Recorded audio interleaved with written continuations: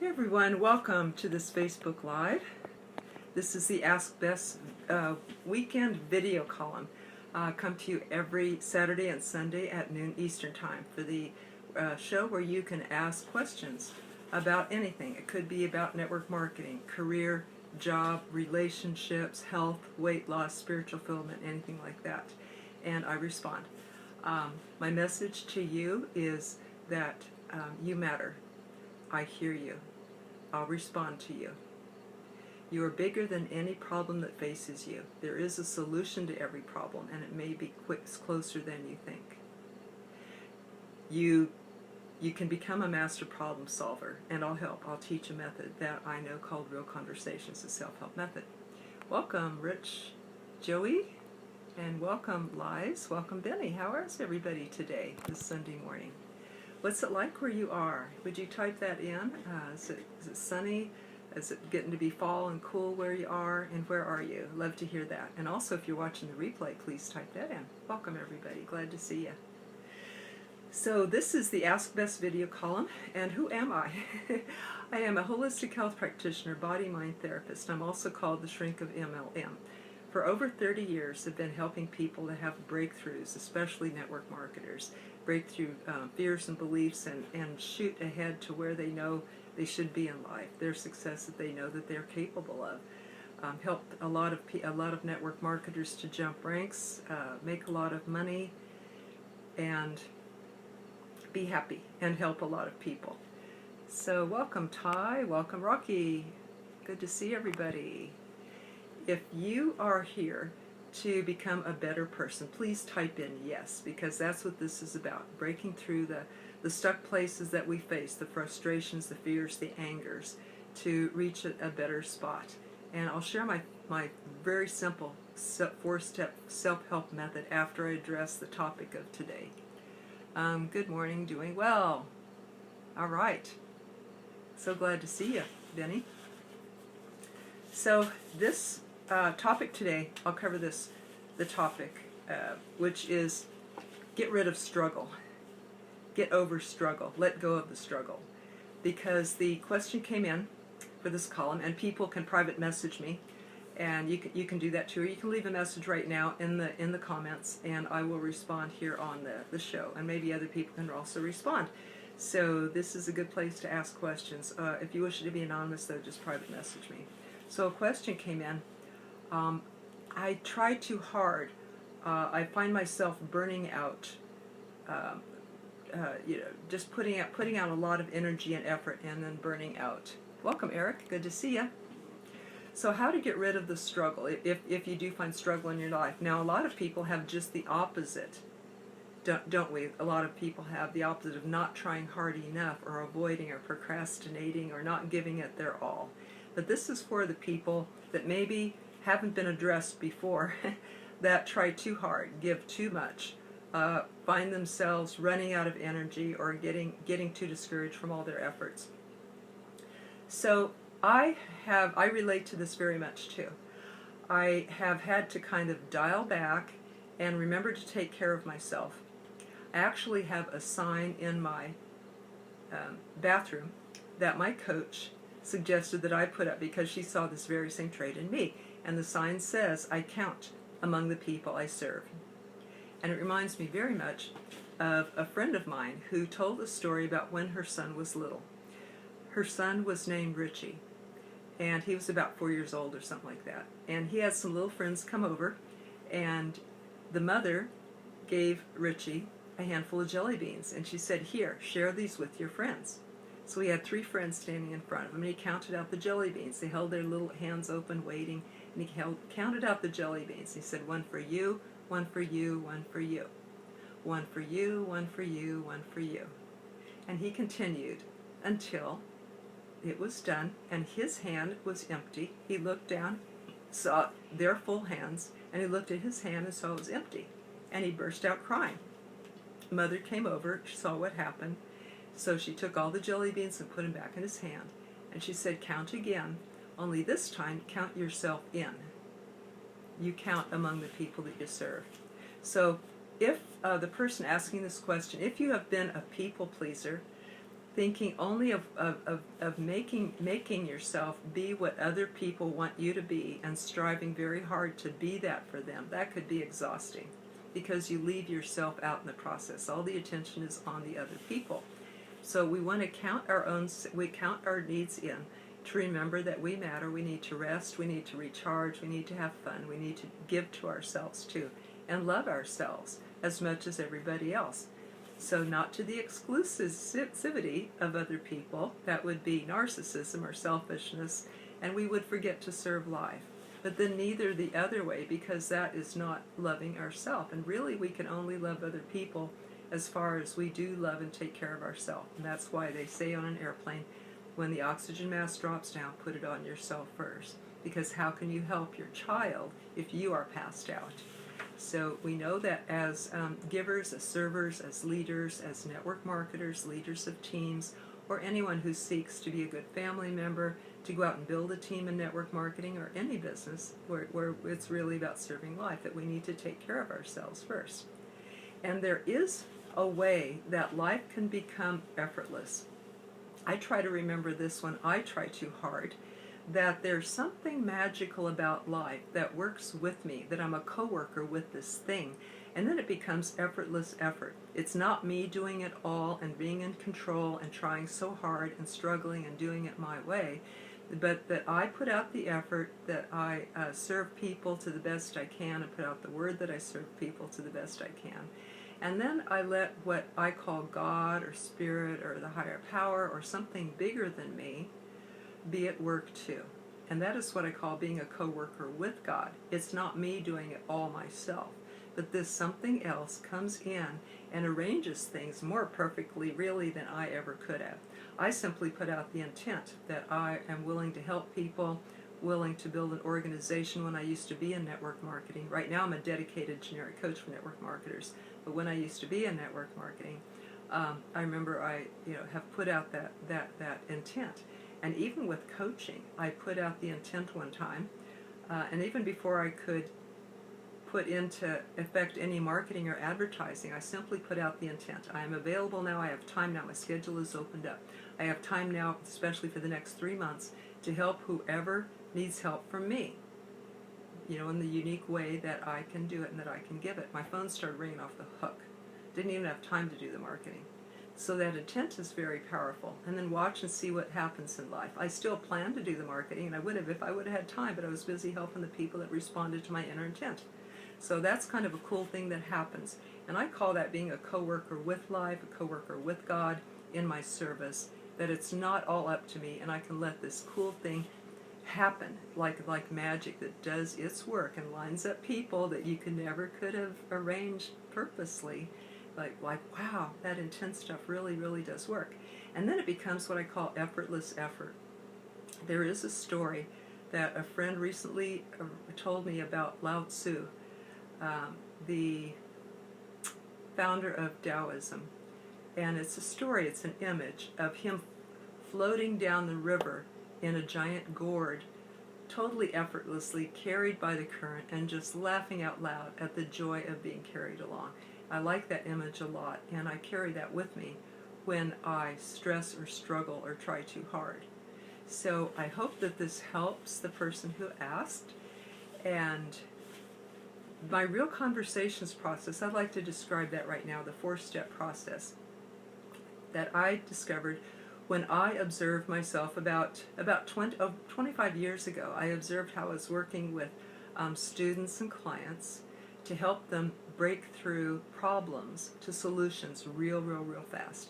And it happened in 4 steps. Usually there seemed to be a pattern. I work with myself, clients, or students to get out of any tough situation or challenge or problem. And that is that we identify the challenge. Number 2, the emotion behind it. Number 3, the need behind that. The need that's underneath it, because it said that every problem is a sign of an unmet need. So if we can discover and uncover that need like a detective and find it, then number 4, we can solve it. We can meet that need in a healthy way. A lot of times our feelings and our needs are cut off from us because in childhood we were told, you're not angry, you don't feel that, don't cry, big boys don't cry. No, you don't need that, you just need attention.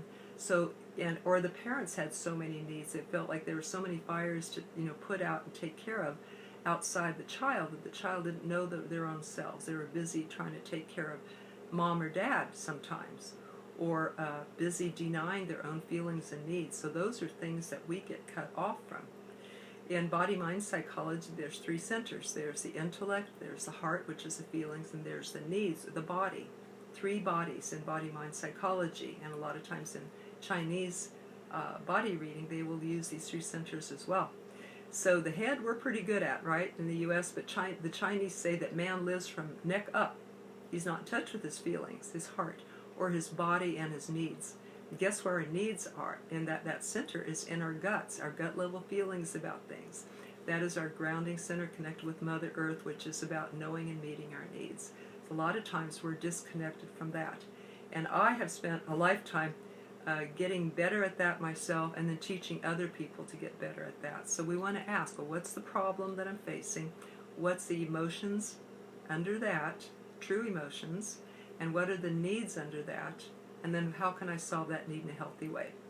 A lot of times we don't understand what the feelings and needs are, so I created a chart that lists all the feelings, and as far as happy, mad, sad, glad, but it's the negative feelings that we want to help. That's a sign of an unmet need, like a light on a dashboard that goes off. And we want to pay attention to that, because it says the car needs gas or oil or something like that. We ignore it, the car will break down. And so will we if we don't take care of our needs. So we pay attention to our feelings and needs. I made a chart for the feelings. I made a box on the chart for the needs, including I listed the ones that I observed, and I studied Maslow and other people that have lists of needs and hierarchy of needs. So I put these all into this chart. I call it the Real Conversations Chart and Process. It's real conversations with ourselves, to be honest with ourselves and uncover what these needs are. And then we figure out how to meet the need in a healthy way. And welcome, Vicki. Welcome, Philip. Wow, good to see you. Good to see everybody. Welcome, Philip. So how to meet the needs. Let's take the example that I just gave of feeling stressed, trying too hard in life, trying too hard to please people, and burning myself out, wearing myself out, running out of energy because I'm trying too hard. If I was, so then the problem would be burnout. The feeling under that might be overwhelm or exhaustion or stress or anxiety. And the need under that is a need for balance, a need to do self-care, to know I need to exercise, I need to sleep, I need to have some fun, I need to eat good. Those are the basics that I check first within myself. Am I meeting these needs? Because that's like good gas in my car. Or am I putting bad gas in my car? Is my car, am I getting enough rest? Am I having fun?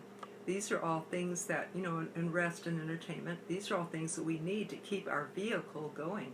Fine. Welcome, Nancy. Hey, everybody. If you're here to learn tips for self-help, please type yes, because you're in the right place. And that will also let me know that you're here, because I sometimes don't know who's all on. And if you're getting value, please type yes. That would also. If you have a question, please type that in. If you have a takeaway, that's something that you've got from this, please type that in, because it helps me know what matters to you, and it also gives tips for other people who watch after the show, and they can scroll down and see some cool tips that you guys write in there.